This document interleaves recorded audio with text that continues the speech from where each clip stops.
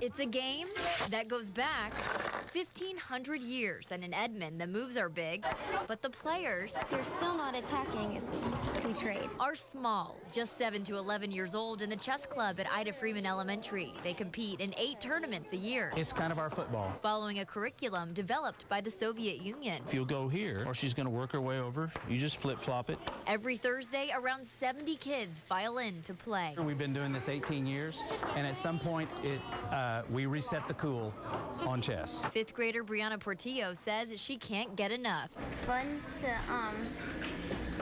get to move and strategize just because it makes you smarter. She and classmate Caleb Dunbar both ranked high enough for nationals last year, and the team didn't just go, they won it all. It felt like I accomplished something that I worked really hard at. But it's not all about the game. You can do that this way, or you can do that this way. You better find both ways right now. The school says that's second to lessons about integrity, concentration, and fair play. Chess will punish bad decision-making quickly and effectively, and there's no argument. In sticky situations, like think about things like, no, I wouldn't want to do that, I'd rather do this. Just like in a chess game. Helping these little minds expand to their full potential. It gives kids many of the attributes that we want them to grow up with. While playing a game they love. 3, 4, 5, 6, 7, 8, 9. It's the prize last outdoor rehearsal before the last home game of the season. Senior Kelsey Branson is excited not only because Saturday is senior night, but every single note she plays will be in honor of someone else. Every student in the Pride of Oklahoma is going to be wearing a sash this Saturday. Those sashes, part of a partnership with Stevenson Cancer Center called Band Together Against Cancer. And they have people's names on them in honor or of memory of someone that's either fighting cancer or who has lost their battle against cancer. Community members, along with OU students and staff, bought sashes for $250. All the money going to research at Stevenson Cancer Center. All 285 Pride members wearing the sashes for the halftime performance. And I think this was, a no-brainer because we thought, wow, this is something that definitely is going to impact all of our students and their families as well. Especially Kelsey. Her sash bears the name of her brother who died from leukemia in 2008.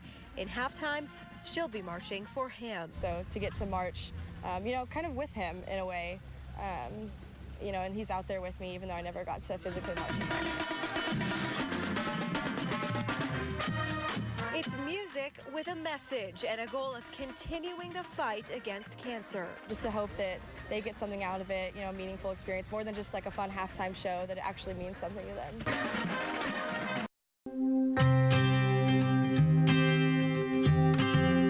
Little more than a barren wasteland. 6 years after a government buyout, Pitcher, Cardin, Hockerville, and Treese are towns that were simply wiped off the map.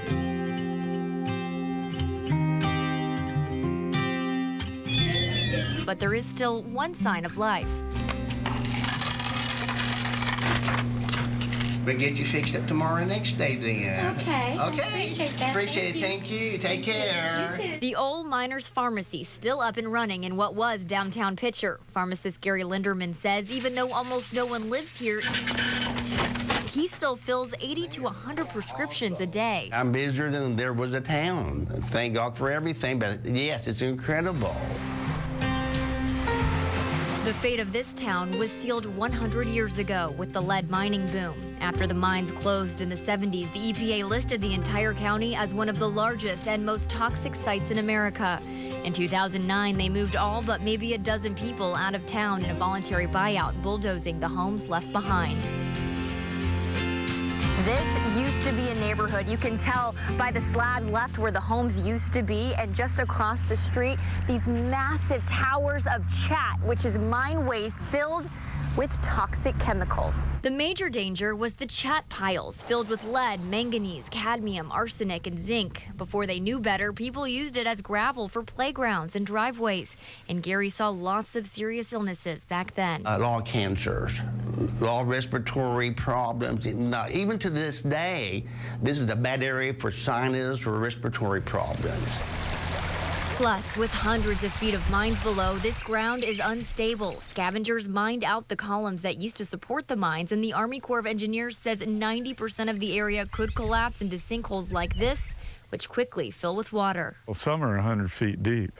You know, they mine way up with tall ladders and mine so close to the surface that they said they expose tree roots.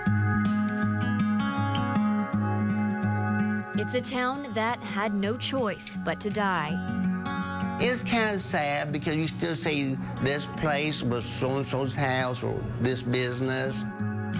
But former townspeople support the one man, still hopeful he can prolong its life. We've been with him for years and years and years. The Box family moved away, but still returns. They say it helps them stay connected with the town and its people. I like being home, yeah. All while supporting a man doing his part to give Pitcher just what the doctor ordered. I think there will be a picture again. It was a perfect spring morning. It was beautiful. It was just like it is out there today. You know, red buds in bloom, everything beautiful. It's destruction at its worst. There's so much chaos up there. Anything and everything that you can And I just felt and heard this incredible roaring in my head and felt this powerful rushing sensation, like I was falling. And I was falling. I was falling 3 floors. And I couldn't see anything. I couldn't move. It was hot and dark. I thought my life was over. In fact, the first few seconds, I couldn't figure out if I was dead or alive. I didn't know, what had happened.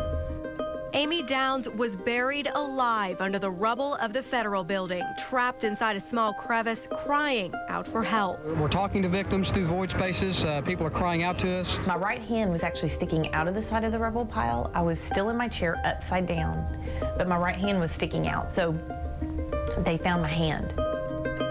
That hand was her lifeline amidst the chaos, her chance to be free.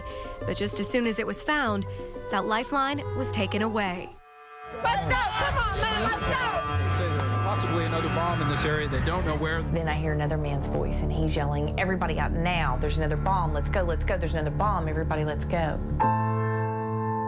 Suddenly, she was alone in darkness, confused, losing hope. Here it is. I'm 28 years old. Life is over. And I thought about my life and where I was at that point, and I had huge regrets.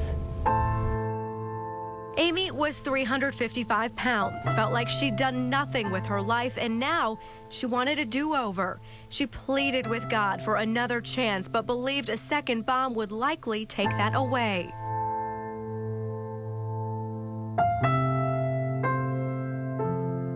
Six and a half hours later, Amy was being loaded onto a gurney, her body pierced with glass, her leg nearly torn off. God saved her. But I will never forget. Looking up at that sky, taking that first breath of fresh air and promising God, I will never live my life the same. 18 of Amy's co-workers lost their lives, their names inscribed on a memorial at the new Allegiance Credit Union. Her name inscribed on the survivor wall. Survivor's guilt, PTSD, and sadness inscribed on her heart. I was alive and everyone around me was killed. I don't know. But Amy has never forgotten the promises she made to God on April 19th. We've all gone through healing, but it's just like the scar on my leg. That injury on my leg is healed, but the skin is different. It's numb in some places, it's rough, it doesn't look the same, it's distorted, it's still there, but it is healed. And that's kind of how I feel like I am. Since the bombing, Amy had a son, lost the weight, became active, renewed her faith, but stayed with the credit union. I think that, yes, it was dark, and yes, there was grief and a lot of tragedy and a lot lost, but there are also some amazing stories of hope and perseverance and resilience, and those are the stories that need to be told. It's her story and the stories of hundreds of others we will never forget, and we are all forever changed. But I knew God was with me, and I knew I was going to be okay.